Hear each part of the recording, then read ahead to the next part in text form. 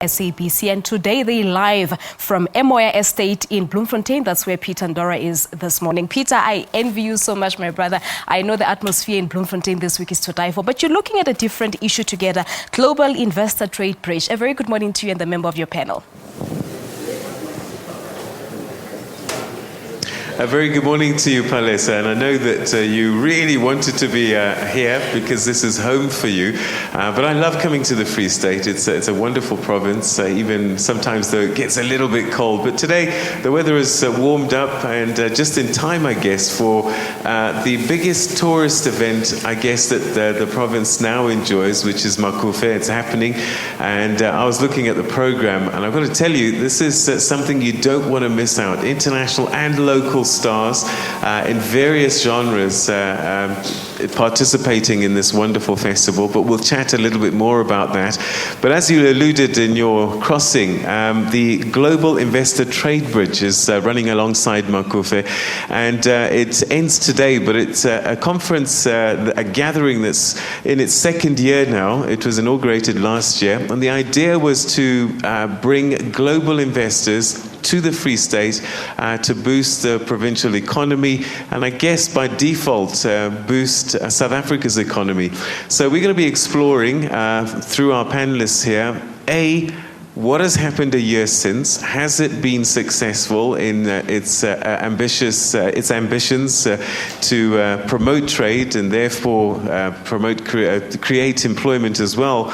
And also what still needs to be done? The theme that we're looking at, global partnerships being critical in achieving goals of economic growth and employment creation. Well, to help us explore that, I would now like to introduce my panel, led by the newly appointed Executive Mayor of Mangaung Metro, Mayor Oli Mlamleli. Thank you very much for joining us, and welcome and congratulations on your new appointment as Mayor. I know that you used to sit alongside your colleagues as an MEC before, but now you've got a bigger office.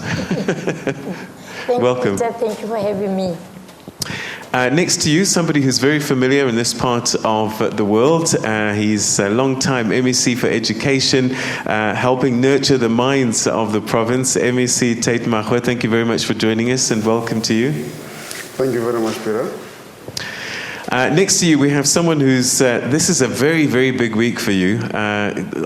Culturally, on the sports field, as the MEC for Sports, Culture and Recreation, MEC Matabo Lieto. Thank you very much for joining us, and welcome to you.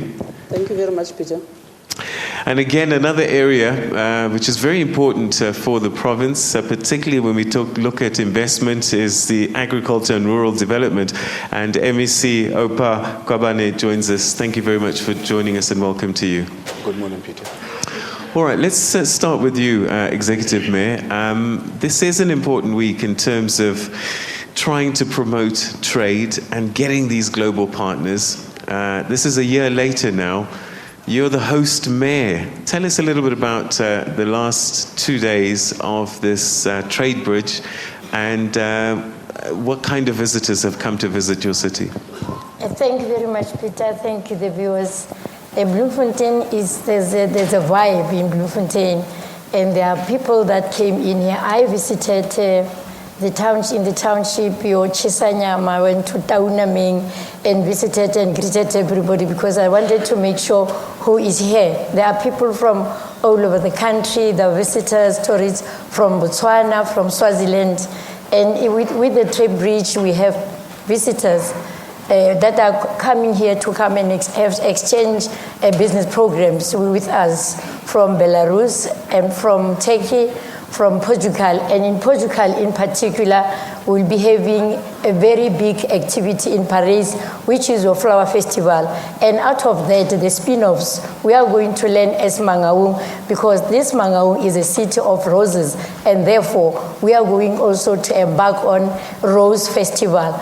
But be that as it may, Peter, our garages are busy, people are filling up, and then we have many companies that, in fact, I'm inviting everybody because infrastructure is at the nucleus of economic development. And then you'll understand that for tourism, we do have our Naval Hill. At the Naval Hill there, we have our former president, Utata Nelson Mandela. With me, we are inviting everybody to come. And then we are also looking at a big project there. The big project is to develop your cable car. We don't want only to have cable car in Cape Town. Later, you'll see cable car from the city taking my guests and visitors and tourists to Naval Hill. And at Naval Hill there you'll see now the whole of Mangaung.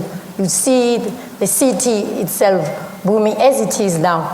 When you look at the other big project, of which I also want to inform people that our vision is to make sure that Mangaung as the city, it is attractive. It is attractive to investors from South Africa, from Africa, and globally. We are now also embarking on an intermodal facility. Our intermodal facility has been closed for a while, but now we have agreed during this month of Transport Month, we are going to open our intermodal facility, and there are business opportunities there for security, and there are many shops that can be opened there.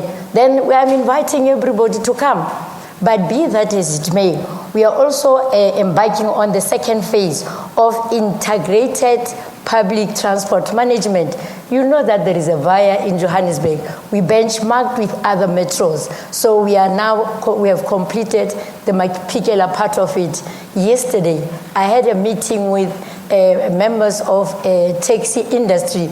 We have agreed that come the 12th, we'll be signing off to start with the second phase, where we'll be now starting to build the bus stations, putting up the infrastructure, your ICTs, to control the transport in as far as that is concerned. But the other bigger one, there are so many big projects. The third one is that as the city is growing, now we have a problem of traffic. In controlling traffic, we are going to build 3 big bridges. I've been to China, I saw bridges. I wish that one day we can have it. I've been to Brazil, I saw a big bridge. We are having it now. We are going to build 3 bridges to control traffic, to link the city and the township. All right, so it's quite a number of things that you've spoken about, and hopefully we'll get to explore a lot of those in greater detail as the program unfolds. But let me turn to you, MEC Mahwe. We're going to talk education a little bit later on, but one of the things I do want you to point us through to is this trade bridge itself. How has it been going, and is it achieving what it set out to a year ago? Well, Peter, it's amazing how many friends and people love us outside there. You know, sometimes as South Africans, we are fighting each other on each other's throat. But when you move out of South Africa, people respect you. People respect you because you are South African. People respect your president, President Jacob Zuma. And I think I want to use this opportunity to thank our National Minister for International Relations, because what we are doing as the Free State, we are just working on the agreements that are already there. We are going to BRICS countries, discussing with them and say there are opportunities. We are a small province, agrarian province, and this is our strengths, and this is where we think you can add value. And I think the fact that they've been receiving us very well, in fact, some of them giving us information that we did not know. We were in Turkey, amongst others, in the last few weeks, and they raised the issue that they are importing, to make handbags, they're importing sheepskin from South Africa, especially here in the province of the Free State. And they were saying to us, look, if you can improve your own skills, you could actually make the handbags there in South Africa. Now I see these beautiful ladies walking around with expensive handbags. What they don't know is that skin comes from the province of the Free State. The only issue that we must deal with is the issue of skills. And that is where we are focusing as a Department of Education to say, now let us go get these skills so that now enterprises can come and invest here in the country and in fact in the province.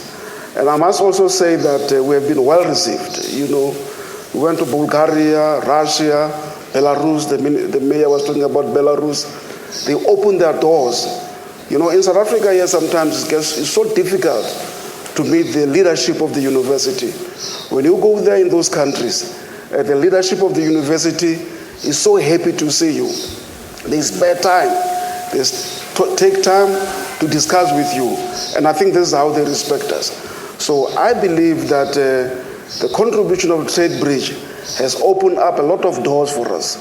And that the OPA will talk more about the companies that have already invested. But I know that there are companies that have already invested in the province of the Free State. Companies such as Tech Mahindra, they've already invested here because we also send students in India to go and study. And because of that, they know that in terms of their own quality, in terms of what they want to achieve, they can trust our students that they have those kind of qualities. And I think it is really, really working. Opening up, cultures interacting, food exchanging, and I think all these things, and also in Africa, because it's not only your European countries. Angola is there, we're working with Angola, Mozambique, Lesotho, Zimbabwe, Zambia, and they're all part of the trade bridge. And in fact, when we sit together, discuss opportunities, sometimes we agree that there are certain things that we are ignoring, only focusing on Europe and not actually sitting together as Africans. And we are exploring those opportunities because we believe that trade also must start here in Africa, even before we can take it overseas. All right, we'll explore some of those investments and those investment areas. But it's an important week, and it is becoming more and more important as time passes. Makufe is here, and I guess that this is a great time to also have this trade bridge happening because people are coming here anyway. How has Makufe benefited with this trade bridge, or how has the trade bridge benefited with the fact that Makufe is happening this week? And tell us about these two coming together.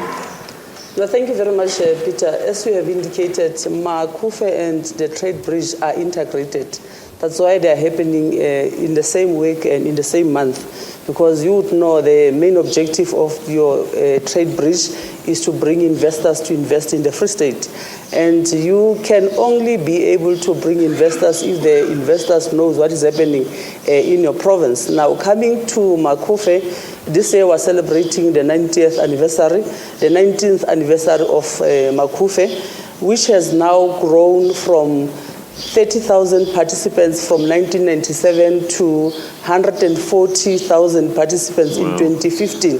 And we're happy to report that we have completed the impact economic study of Makufe for 2015, and it has revealed to us that when Makufe was happening in 2015, we injected an amount of 91 million to the economy of the Free State, because we have spent a lot of money. We're spending 41 million this year, and that 41 million, we're spending it to bring money in the Free State, because there's no way that we can bring money in the Free State if we're not going to spend money. And the 41 million benefit business people of the Free State, and there are also jobs that are created in the Free State when Makufe takes place, because Makufe is a program of a week.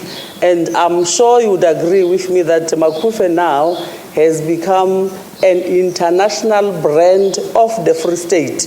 And we are saying, Peter, we want to contest with the globe about Makufe, so that everybody knows that when you talk Free State, you talk Makufe. Because Makufe also promotes tourism.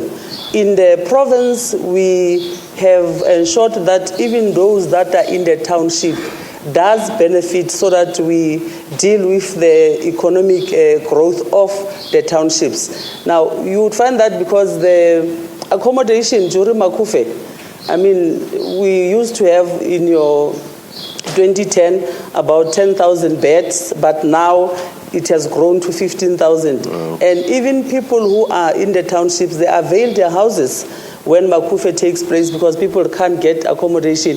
And even the 15,000 is not enough. It's not sufficient, because you would see, especially during the main festival day, people will be in their cars throughout the town of Bloemfontein because they don't have a space to sleep, but they come because Makufe is a brand that attracts everybody. And there are also jobs that are created in Mangaung, in the Free State when Makufe takes place, because service providers who are providing services to Makufe, they employ many people from the Free State. Therefore, Makufe holistically is not only about entertainment. It's about entertainment, it's about the development of our own artists, because the majority of artists which are participating in Makufe is artists of the Free State.